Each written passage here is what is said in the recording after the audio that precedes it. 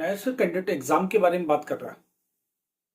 कौन सा एग्जाम? सितंबर अक्टूबर का जो एग्जाम है उसके बारे में बात हो रही है। स्ट्रीम 2 के जो बच्चे दूसरे बोर्ड में फेल हो गए, क्या वो स्ट्रीम 2 में बैठ सकते हैं? जी हाँ, जल्दी से एडमिशन ले लीजिए। अगर आप स्टेट बोर्ड में फेल है, सीबीएसई बोर्ड में फेल है, तो आ जाइए नए में फटाफट एडमिशन ले लीजिए और आपका एग्जाम सितंबर अक्टूबर में हो जाएगा। और इस साल के कम से कम 6 महीने बच सकते हैं। ग्रेजुएशन में एडमिशन आगे हम लोग दिला देंगे इसी साल में, ताकि आपके साल भी बच जाए। तो बहुत सारे उपाय हम लोगों के पास है जो आपके लिए कर सकते हैं और आपके हित में रहेगा। अगर आपने सितंबर अक्टूबर के लिए फॉर्म भरा है या अप्रैल में फेल होकर सितंबर अक्टूबर में आए हैं, तो आपके एग्जाम का क्या शेड्यूल रहने वाला है उसको लेके क्वेश्चन पूछा जा रहा है स्टूडेंट। ठीक है, उसका भी जवाब देंगे। प्रैक्टिकल से रिलेटेड भी बात करना चालू कर चुका है स्टूडेंट की क्या प्रैक्टिकल का क्राइटेरिया रहेगा और क्या करना होगा। मार्क्स का क्राइटेरिया क्या होगा इस साल सितंबर अक्टूबर के लिए, और एग्जामिनेशन की तैयारी कैसे करेंगे और किस तरीके से करना चाहिए। टोटल मार्क्स क्या होगा, पास परसेंटेज क्या होगा, मार्क्स कितने रहने वाले, टीएमए की मार्क्स की वैल्यूएशन कैसे करेंगे, ये तीनों ही बात मिला करके 100% में से क्या निकल के आएगा, फाइनली हमें पास होने के लिए क्या करना पड़ेगा। मैं 2 साल से लगातार 10th क्लास पास नहीं हो पा रहा हूँ, तीसरे साल भी लग गया है, मैं क्या करूं। 12th क्लास में लगातार फेल हो रहा हूं, मैं क्या करूं। ग्रेजुएशन में मेरे बहुत सारे सेमेस्टर के एग्जाम रह गए, बहुत सारे पेपर रह गए, आगे हम बढ़ नहीं पा रहे, क्या करें। लाइफ में ऐसी ढेरों प्रॉब्लम्स निकल के आ गए एजुकेशन से रिलेटेड। इसका समाधान क्या होगा?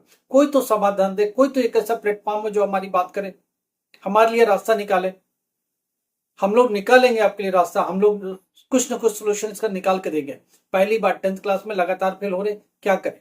क्या फ्रेश एडमिशन के साथ जाना चाहिए, क्या किसी और बोर्ड में जाना चाहिए, क्या और तरीके से एग्जाम देना चाहिए, ऑन डिमांड को लेकर के, बाकी चीजों को लेकर के सोल्यूशन मांग रहा है स्टूडेंट। हम लोग इसका रास्ता निकालेंगे और आपके लिए कुछ ना कुछ बेहतर रास्ता सुझाएंगे। आज हम लोग बात करने वाले सितंबर अक्टूबर एग्जाम की, और उसके ऊपर पूरा फोकस होंगे। उसके प्रैक्टिकल एग्जाम, टीएमए और थियरी एग्जाम मिला के पास कैसे होंगे, एग्जाम में आगे बढ़ने की स्ट्रेटजी क्या होगी, क्या ऐसा रास्ता होगा जिससे कि हम अच्छा कर सकते हैं और बेहतर कर सकते हैं। ये सारी बातें करने वाले आपके साथ।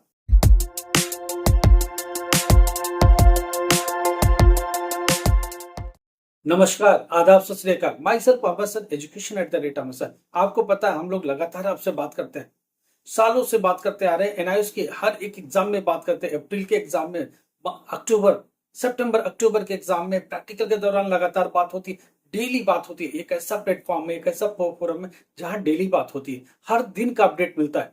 आज का क्या अपडेट है? सबसे बड़ी बात, जिनके हार्ड कॉपी अभी तक नहीं पहुंचे, आज से पहुंचना भी चालू हो जाएंगे। बहुत जगह पहुंच गए और बहुत जगह पहुंच भी रहे। आप अपने स्टडी सेंटर के संपर्क में रहिए, वहां से बहुत सारी बातें निकल के आती हैं। अगर आज के आपके नियर बाई है तो जाके लीजिए, जाके बात करिए। अगर आ गया तो ले लीजिए, नहीं आया तो 1-2 दिनों में आ जाएगा सबके पास। इस वीक में मैं मान के चलता हूँ 90% स्टूडेंट को मिल ही जाएगा, क्योंकि अटेनी हाउ पहुंच जाएगा। किसी का रहता है तो 2-4 दिन और रुक जाना। अभी से लेकर 1 हफ्ते के अंदर में हमारे ख्याल से सारे बच्चों को मिल जाना चाहिए अटेनी हाउ, hard copy, marksheet, marksheet cum certificate, और दूसरा क्या, माइग्रेशन कम टीसी। ये 2 डॉक्यूमेंट्स आपको रिसीव करने, और दोनों इसी वीक में आपको अटेनी हाउ मिल जाएंगे। आप अपने स्टडी सेंटर पर जाके कलेक्ट कर ले, 100% आपको मिलेगा। दूसरी सबसे बड़ी बात क्या करनी है आपसे, सबसे बड़ी बात, कैसे तैयारी करें और क्या करें, क्या मार्क्स का वेटेज रहेगा इस साल सितंबर अक्टूबर में। सितंबर अक्टूबर की कहानी समझने की कोशिश करेंगे।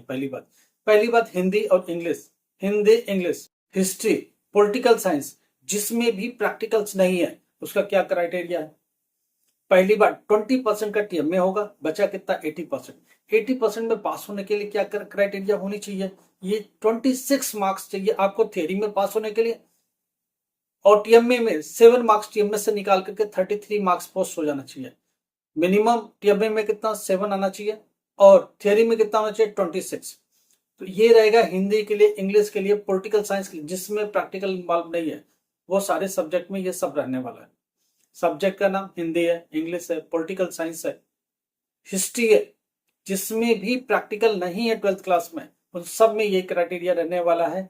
क्या रहने वाला है, 80 मार्क्स का थियरी है, 20 मार्क्स का टीएमए है।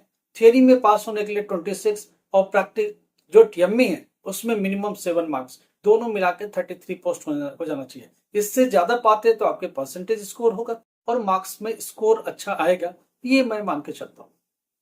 अगली कहानी प्रैक्टिकल वाले सब्जेक्ट, फिजिक्स है, केमिस्ट्री है, बायोलॉजी है। जरा इसमें देखने की कोशिश करते हैं, इसमें क्या कहानी होगी। ये 100 का पेपर में से होगा क्या, 100 के पेपर में से क्या होगा, प्रैक्टिकल कितने का, 20 मार्क्स का। 20 मार्क्स का प्रैक्टिकल निकालो, बचा 80 का। अब 80 में से क्या होगा, 80 का 20%, 16 मार्क्स का टीएमए है, तो 16 का टीएमए, 20 का प्रैक्टिकल, 36 चला गया। बचा कितना, 64। पास होने के लिए कितना चाहिए, 21। तो फिजिक्स में थ्योरी में पास होने के लिए 21, केमिस्ट्री में पास होने के लिए 21, बायोलॉजी में पास होने के लिए 21, ज्योग्राफी में पास होने के लिए 21। ऐसे वो सारे सब्जेक्ट जिनमें प्रैक्टिकल इन्वॉल्व है 12th क्लास की, नॉर्मली उसमें थ्योरी में पास होने के लिए कितना चाहिए, 21। प्रैक्टिकल में पास होने के लिए कितना, 7 मार्क्स। टीएम में से कितना आना चाहिए, उसका जो अगर 16 का है सपोज करो तो 5 मार्क्स। ये कुछ क्राइटेरिया है जिनको लेके आपको आगे बढ़ना है। 12th क्लास की बात हो रही है। प्रैक्टिकल सब्जेक्ट के लिए 21 थ्योरी में, विदाउट प्रैक्टिकल सब्जेक्ट के लिए 26 थ्योरी में। टीएमए का वेटेज कितना रहेगा, फिजिक्स केमिस्ट्री बायो में सिर्फ 16 मार्क्स का, 16 मार्क्स का रहेगा। ज्योग्राफी में भी यही रहेगा, होम साइंस में भी यही रहेगा, 16 टीएमए रहेगा। प्रैक्टिकल 20 मार्क्स का रहेगा, थियरी 64 का रहेगा, उसमें से पासिंग 21 चाहिए। बहुत क्लियर रखिए अपने दिमाग को। जिनमें प्रैक्टिकल इन्वॉल्व नहीं है उसमें 26 थियरी में लाना ही पड़ेगा, जिसमें प्रैक्टिकल इन्वॉल्व है उसमें 21 लाना पड़ेगा। Except physical education, painting, mass communication, library science, ये कुछ डिफरेंट सब्जेक्ट है जिनके मार्क्स वेटेज बहुत डिफरेंट होते हैं। डेटा एंट्री ऑपरेशन, ये कुछ डिफरेंट सब्जेक्ट्स है जिसमें प्रैक्टिकल वेटेज ज्यादा है। इनको हम अगले वीडियोस में कवर करेंगे और उनसे लगातार बात करेंगे। टीएमए पर काम हम लोग चल रहे हैं, बहुत बच्चों का टीएमए अपलोड हो रहा है, हेल्प कर रहे हैं, मदद कर रहे हैं, बनाने में, अपलोड करने में पूरी मदद आपकी मिलती रहेगी। 100% मदद मिलेगी। जो बच्चे सफर कर रहे हैं टीएमए से, हमारे संपर्क में आओ, हम लोग आपकी मदद करेंगे। मैसेज करो, अपने आई कार्ड भेजो, हम लोग देखते हैं क्या प्रॉब्लम है, क्या सोल्यूशन हो सकता है, क्या बेस्ट से बेस्ट टीएमए पर हो सकता है। ये सारी बातें आपके साथ करेंगे। 10th क्लास का टीएमए और 12th क्लास का टीएमए, ये सारी बात हो। 10th क्लास में पासिंग क्राइटेरिया क्या रहेगा और इस बार बोर्ड क्या करने वाला है। बोर्ड का तरीका जो पिछली बार मार्क्स जंप का था, देखो जो बोर्ड 40 से 45% के बीच में रन कर रहा था वो 57, 58%, 60 के आसपास पहुंच गया। तो जरा सोचने की कोशिश करो, जो 40 से 60 पहुंचा 1.5 गुना होगा रिजल्ट। अब वो और आगे जाने की कोशिश कर रहा है, वो 70 के आसपास जाने की कोशिश करेगा। सीबीएसई को फॉलो करे, लगातार हम ये बात करें लास्ट ईयर से। स्टूडेंट कुछ समझ नहीं पा रहे थे, कुछ दूसरे लोग इसके ऊपर क्रिटिसाइज कर रहे थे। आज मैं उन्हें समझाना चाहता हूँ, देखो हमारे 2-4-5 वीडियो पहले यही रिपोर्ट साझा की थी। एक नोटिफिकेशन बोर्ड ने दिया था, एक लेटर जारी किया था, उस लेटर पे यही लिखा था कितना परसेंट रिजल्ट इस बार का है। 57, 56% से ऊपर चला गया, 60% के आसपास, 58% के आसपास, 60 ले लो, एक मोटा मोटा 60 ले लो। 40 से 60 पर पहुंचना बहुत बड़ी जर्नी है, रातों रात ओवरनाइट नहीं हुआ। हमने बोला था पिछले बार कि बोर्ड सीबीएसई को कॉपी करने की कोशिश कर रहा है, पास परसेंटेज बढ़ाने की कोशिश कर रहा, तभी ये ऑलमोस्ट 1.5 गुना हुआ रिजल्ट। नहीं तो कैसे हो जाएगा, 2%, 4% बढ़ सकता है क्या, 1.5 गुना हो सकता था। नहीं, बोर्ड ने अपना क्राइटेरिया बदला, सीबीएसई के नक्शे कदम पर चलना चालू किया। अभी उस पर और काम होगा, इस बार और अच्छा उसको चेक किया जाए। इसका मतलब जो बोर्ड की कॉपी चेकिंग है बहुत लिबरल हो गई है। बोर्ड सीबीएसई की तरफ देख रहा है, जो सीबीएसई का क्राइटेरिया सबसे लिबरल बोर्ड कोई है तो सीबीएसई है। बहुत ज्यादा मार्क्स देती है और ज्यादा से ज्यादा पास परसेंटेज देने की कोशिश करती है, उसी के नक्शे कदम पर अब एनआईएस भी चल पड़ा है और बहुत अच्छे से आपको पास दे रहा। मगर इसका मतलब ये नहीं कि आप ढीले पड़ जाएं और ठीक से पढ़ाई नहीं करें। आप अपने एजुकेशन पर फोकस करें, आप अपने परसेंटेज को बढ़ाने की कोशिश करें। ये परसेंटेज बहुत मैटर करता है।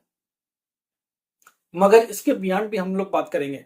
अगर आपको कुछ गवर्नमेंट स्कूल में बच्चे जा रहे हैं 10th से 11th में, उनको साइंस नहीं मिला, हम लोग को अप्रोच करो, डायरेक्ट एनआईएस में साइंस देंगे, आपको एडमिशन हो जाएगा। स्टेट बोर्ड आपको साइंस नहीं दे रहा है, कोई बात नहीं, हम लोग आपको साइंस एनआईएस में देंगे। अगर साइंस पढ़ने का इरादा है तो ठीक से साइंस पढ़ेंगे, पढ़ाएंगे और आपको आगे बढ़ाएंगे। जो आपका मन है वही पढ़ो, जो आपका दिल करता है वही करो और अच्छे से करो, मन से करो और अपने लिए रास्ता, एक अच्छा रास्ता हमवार करो, अपने कैरियर के और अपने लाइफ के दोनों तरीके लेकर के आप आगे बढ़ो। देखो सितंबर अक्टूबर का एग्जाम के ऊपर पूरा जो स्टूडेंट फोकस हो चुका, फेल वाला भी इसमें आया है, पब्लिक एग्जाम में वापस से फीस भर के आया है, एक नॉर्मल एडमिशन भी लेके आया है और दूसरी बोर्ड से फेल बच्चा भी आया है। ये सब मिलाकर के सितंबर अक्टूबर में पेपर देने वाले और इनका रिजल्ट दिसंबर 20 to 30 के बीच में होने वाला और क्लेरिफाई करेंगे जब एग्जाम चालू होगा, उसके पैटर्न पर चालू होगा, कॉपी की इवोल्यूशन होगी। आपको पता है कि हम लोग लगातार बात करते हैं, डेली बात करते हैं इससे रिलेटेड, और इससे इसमें आने वाली आपकी प्रॉब्लम और आपके क्वेश्चंस भी बहुत सारा हम लोग लेते रहते हैं। इससे बातें आगे भी चल के करेंगे, बहुत सारी बातें हो रही उस पर भी बात करेंगे। जो बच्चे 10th क्लास में सब्जेक्ट में फेल हो गए, ऑन डिमांड दे रहे हैं, कोई प्रॉब्लम फेस कर रहे हैं, हमसे बात कर सकते हैं। जो बच्चे चाह रहे हैं कि लगातार वो किसी वजह से लगातार फेल हो रहे हैं दूसरी बोर्डों में, आप किसी वजह से इस बोर्ड एनआईएस में आके पास होना चाहते हो, तो हम लोगों से बात करो। क्या सब्जेक्ट लेना है, कैसे चुनाव करना है, कैसे तैयारी करनी है और कैसे पास होंगे, ये सारी बातों में हम लोग आपकी मदद करेंगे। उसके लिए मैसेज करो, अपने डिटेल्स शेयर करो, मैसेज पर, व्हाट्सएप पर मैसेज करो और डिटेल्स शेयर करो। हम लोग उसको एनालाइज करेंगे, समझने की कोशिश करेंगे क्या प्रॉब्लम है। काउंसलिंग की जरूरत होगी वहां काउंसलिंग करेंगे, आपके साथ बैठने की जरूरत है बैठेंगे, कुछ ना कुछ एक फाइनल सोल्यूशन निकालेंगे, ताकि आप कैसे न कैसे करके अपने रास्ते को थोड़ा क्लियर करें और आगे के लिए बढ़ जाएं। लाइक करो, सब्सक्राइब करो, शेयर करो। Thank you so much.